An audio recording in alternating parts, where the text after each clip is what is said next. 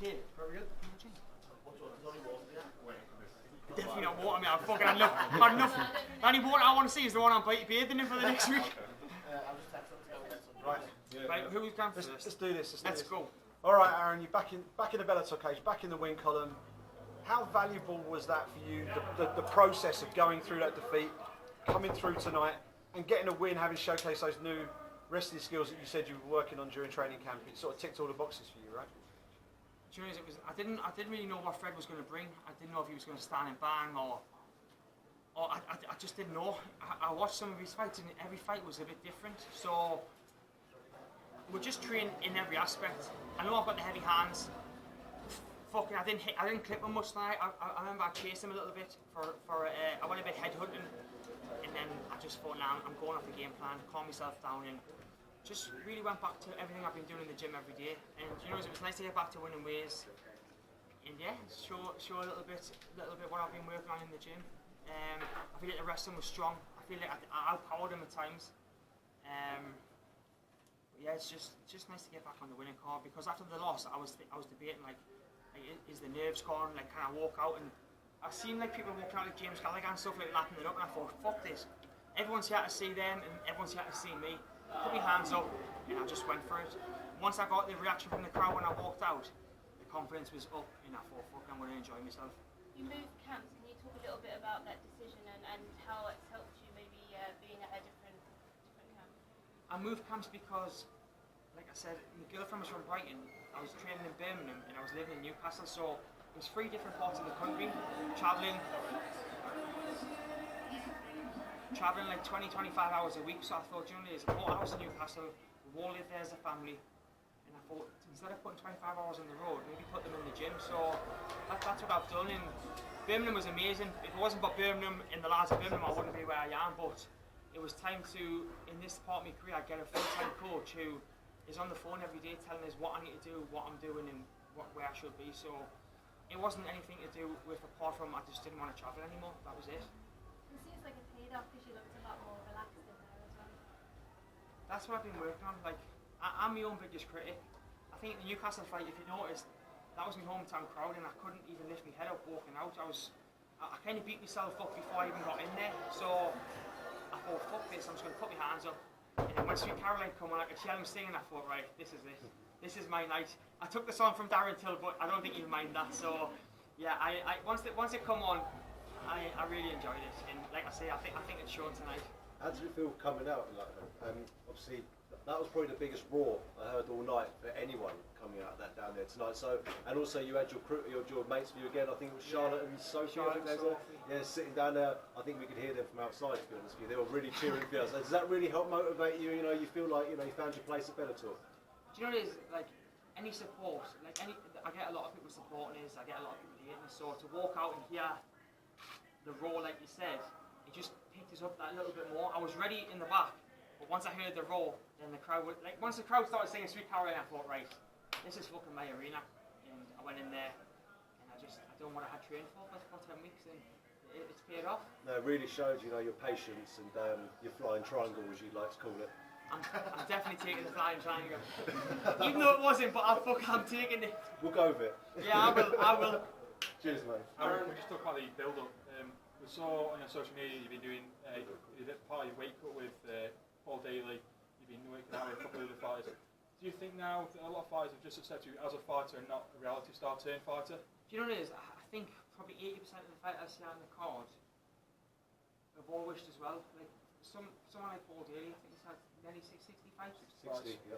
And he said a year ago, I've done an interview about you, and I said that you're the real deal. And everyone says he's not a real fighter, but like I said before, if you're not a real fighter, how can you be on 6 of the biggest cards in the UK? Because if you're not a real fighter, how can you be on Newcastle twice, sold me hometown arena out, London 3 times, and Birmingham?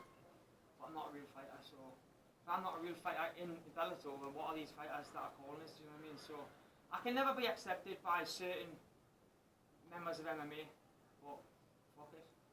So I get paid so well, do you know what I mean? What's the overall aim for you in MMA? You come into the sport late, obviously, and Yeah, you're learning on the job. You're very much and doing it under the bright lights as well. It's very exposing for you having to go through these sort of formative fights under so much media scrutiny and fan scrutiny as well. So looking further down the line, what is it you want to ultimately achieve in this sport? I just want to achieve as much as I possibly can. Like, as much as I can. Like, I thought I started to have one fight, enjoyed it, had two, and then I thought, you know, I'm not looking at, like, I'm looking at a good 4 or 5 years still. I'm 32, but I haven't got the miles on the clock of fighters that have been in the game 10 years, so my body feels good. That was another fight, a few little niggles, but I'm not badly injured, so go back to the drawing board, we'll go again, and I'm going to keep going and going until I'm happy. Will that be a title? Maybe not. Maybe not. Like, there's people in the game that have been like 20 years training. I've been in here too, but I will go until I've had a successful career as I possibly can. And you said Italy might be the next stop for you, is that right? Yeah, I heard Italy. And yeah, like I say, Italy, London, Newcastle, fucking Birmingham, Manchester, I don't care. Wherever they want me to fight, I'll fight. Is there an opponent on your radar at all? Anyone that you would Fuck it, like I'm to just watching the cage, I don't know. First things first is I'm going to go to Egypt, and then I'll let my management and my coach deal with the opponent, and whoever it is. I really don't like, everyone says all this, but whoever they pick, I will fight. Whether I get beat, whether I win, I don't care. When do you think you'll be ready to get back in Devon? I think it's October. October, then I've heard Newcastle in December. This time I'll fucking blow the roof off the place. You mentioned October there. Do you think maybe a couple of days before October, the Dublin card you mentioned wanting to fight in Dublin, is that something that's still on your radar? No, Dublin was, I asked, they told me that I would be in Milan. There's so many good fighters in Dublin that I think deserve to be on the card more than me. So I think, as a home show, I think they should fill it with Dublin fighters, personally. It's on the list, but for now, I think the Dublin fighter should headline it all, and I'll be there supporting, and then 2 weeks later, I fight in Milan, I think. How much did the loss affect you, and how much was it playing on your mind going into this one? Well, I'd never lost before, so I didn't really know what to expect. It upset us because I thought I had let everyone down. I mean, it was my first loss, and it was my first loss in Newcastle, so it doesn't get any worse than that.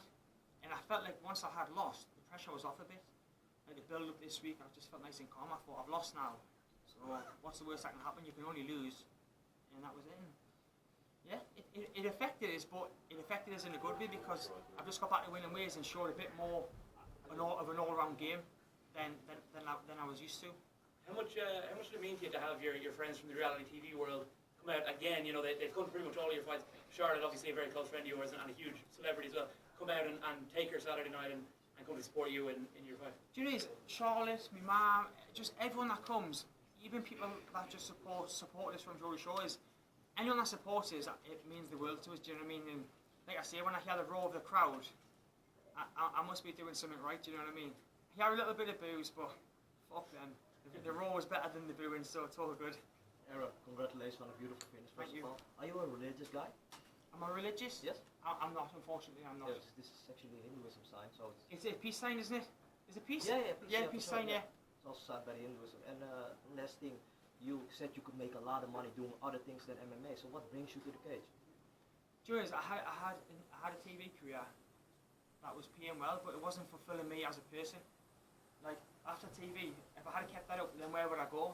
And I always said to myself, I wanted to do MMA, so it was getting to the point where I was getting to 30 years old, and if I didn't transition then I would never have done it. So I transitioned, I put me all into it, and here we are, 2 years later, 6 fights in, and yeah, just a flying triangle on the card, so I'm good. Walking out of the fight, I actually saw that Leroy's Grace actually stopped you and shook your hand and congratulated you on your submission. What was it like having legends like that actually pay your dues and give you? Well, as soon as he said that was a good triangle, that's all I needed to hear. I think he was going to finish the combo, but I was just like, as soon as he says that was a good triangle, then yeah, I was fucking. The smile went from here to here. So it's, you know, it's nice that people like Gracie and Paul and MVP when I'm coming out. It's nice to get recognition. Like I say, I think when I first joined, a lot of people were saying that I shouldn't be here, which is fair enough. But 2 years later, I'm still putting the graft in, and I'm just doing everything I can to be a well-rounded MMA fighter. Do you feel like losing a fight was a big part of that? You know, because I remember us talking about this last summer. I think losing the fight was the kick of the horse I needed. Otherwise, if I didn't lose, I think I would have kept on doing what I was doing. And thankfully, Corey Brown wasn't heavy-handed in the ground and pound. Otherwise, it could have been 10 times worse. So I think the losing was the kick up the arse I needed to push us on to go to the wrestling in other things. Good? Good man. Where's my painter? Thank you very much. Thank you. Congrats.